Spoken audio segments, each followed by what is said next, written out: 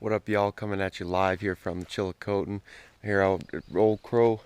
It's a beautiful morning here. Got the coffee brewing. Just thought I'd start a little mini series here and show you guys a little bit of what we're getting done out here. We've got a couple projects on the go, but the first cool project that we started off with, we started some dry seeds and we started some veggies. So I'll try and show you guys some of these little hot houses that we built out of the containers that we brought up here with all our gear. So these are them. We just used Tupperware containers and cut the lids out, put some poly over top.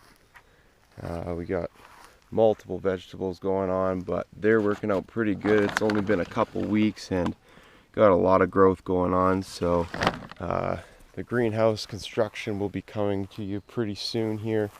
We're probably going to start at this time, pour the posts, and it'll be located just beside the pond here.